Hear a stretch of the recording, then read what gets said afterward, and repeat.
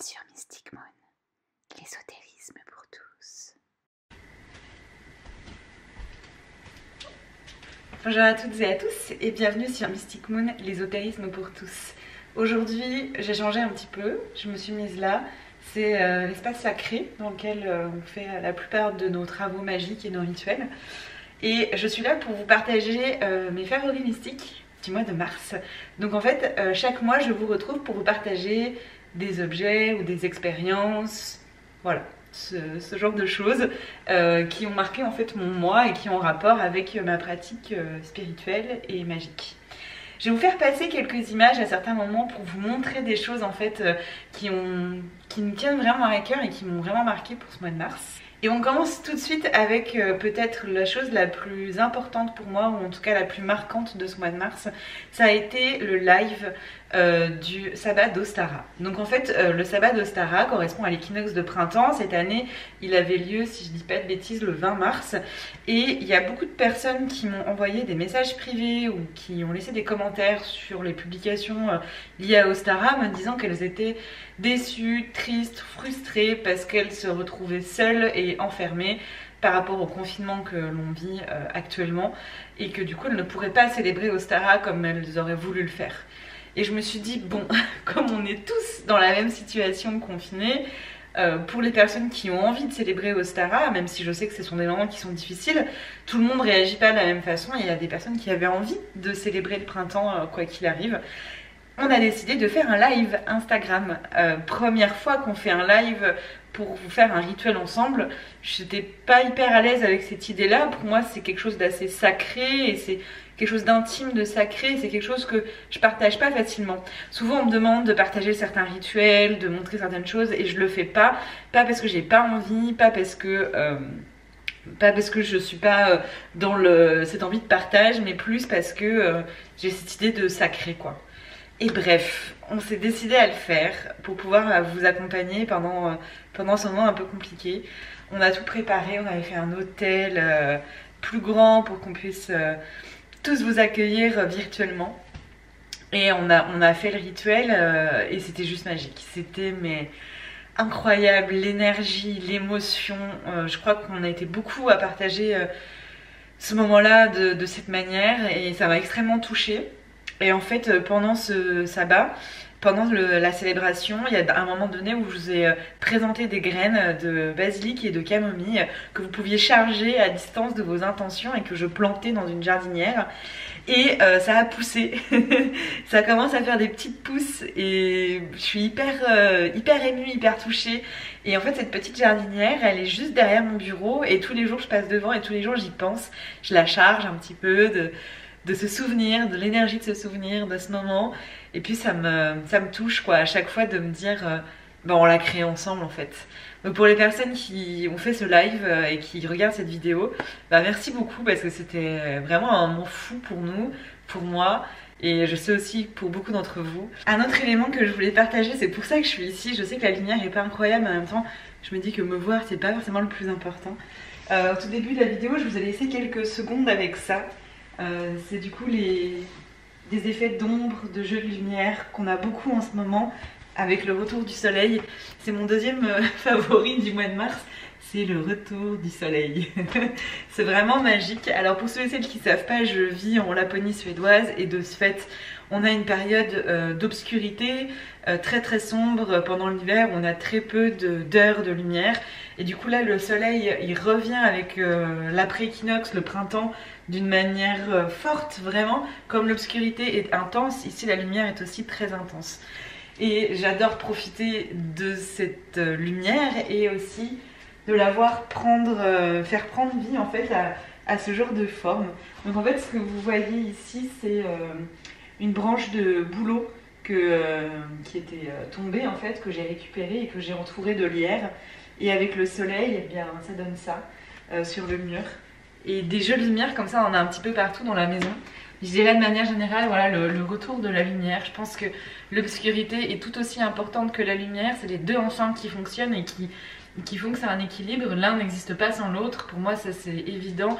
Et d'ailleurs, je vous en ferai un podcast parce que je trouve qu'on oublie beaucoup cet aspect important de l'obscurité, de l'ombre, c'est souvent tourné en négatif et inversement la lumière est souvent tournée en positif, alors que pour moi c'est vraiment pas si simple que ça, l'un comme l'autre, et d'autant plus depuis que je vis ici où je vis les deux dans des extrêmes et de manière assez intense. Donc voilà, c'est mon deuxième favori du mois de mars. Le troisième favori c'est ça. Alors qu'est-ce que c'est que ça? Encore un carnet. Pour ceux et celles qui me connaissent, vous allez vous dire mais encore un carnet? Oui. Je travaille encore à mon organisation, toujours en fait, ça évolue. Et j'avais eu très envie depuis longtemps de tester ce mode là. Où en fait c'est un carnet avec, je crois que ça s'appelle Midori. En fait c'est la marque qui s'appelle Midori, mais le principe s'appelle pas comme ça. Mais en fait c'est la marque qui a popularisé ce principe là qui s'appelle Midori, qui est une marque japonaise. Où en fait c'est un système d'élastique. C'est-à-dire que je vous montre.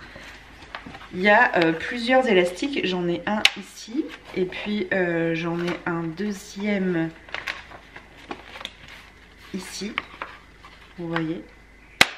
Et par ces élastiques, on va glisser des carnets. Donc on a une couverture avec juste des élastiques. Donc la couverture elle est ici. On voit que ça permet de refermer en fait le carnet et on voit ici les élastiques qui passent. Et donc on va glisser des carnets à travers les élastiques, ce qui nous permet d'avoir plusieurs carnets en fait. Et j'aime beaucoup le principe parce que ça va me permettre de séparer un peu les idées, le travail. Puisqu'aujourd'hui j'ai plusieurs carnets, je vous en avais fait une vidéo qui est disponible sur notre chaîne YouTube. J'avais fait plusieurs carnets que je conserve, mais j'avais envie de rassembler un peu certains aspects et en même temps que ça reste séparé. Et j'aime beaucoup du coup ce principe. Alors pourquoi aussi je vous parle de ça, et ça c'est un peu moins matériel on va dire. Je vous parle de ça parce que je l'avais pris ce principe pour partir en voyage avec. Puisque j'ai pour objectif de faire un voyage en solitaire. D'ailleurs c'est pour ça que j'ai choisi une couverture avec une petite boussole que l'on peut voir ici. Je ne sais pas dans quelle mesure je vais pouvoir le faire ce voyage, puisque avec la situation actuelle c'est un peu compliqué. En fait il y a un festival de chamanisme qui se passe en Norvège près des îles Lofoten au mois d'août, fin août, donc j'espère que je vais pouvoir y aller. Et je voulais profiter en fait de ce déplacement jusque là-bas, puisque les îles Lofoten ça reste assez loin de chez moi, même si par rapport à la France c'est beaucoup plus près, mais il y a quand même je pense qu'il y a à peu près 2 jours de voyage par la route. Donc avec mon petit van aménagé, j'ai envie d'aller faire ce voyage seule pour vivre le festival de chamanisme, ce qui est assez intéressant parce que ici on est vraiment sur du ancestral traditionnel et il y a très peu cette mouvance en fait de moderne, si je peux dire, de New Age. Non pas que je juge ou que je remette en question, mais moi pour le coup ce qui me parle le plus c'est les approches traditionnelles, ancestrales. Bref, je serais vraiment contente de pouvoir faire ce voyage. Et je voulais en profiter pour rester en plus du festival, moi toute seule dans mon petit van aménagé, à aller à travers les îles Lofoten, et peut-être que je pourrais avoir des contacts pendant ce festival et que j'irai rencontrer d'autres personnes, je ne sais pas du tout. Et c'est ça que j'aime bien aussi, c'est de me dire je sais pas, on verra. Et je vais avoir du coup ce carnet qui m'accompagne pour pouvoir retranscrire de ma pratique chamanique, pour pouvoir retranscrire du festival, de ce voyage seul, peut-être des personnes que je vais rencontrer, et d'avoir une trace écrite. Je pourrais l'écrire sur un ordinateur, mais j'ai besoin en fait d'avoir ce rapport au papier, au stylo, à la plume. Et voilà, donc je suis plutôt hyper heureuse d'avoir trouvé ce principe avec les élastiques, et je suis plutôt très heureuse si j'arrive à faire ce voyage. Je vous tiendrai au courant, je sais pas du tout du coup si ça se fera.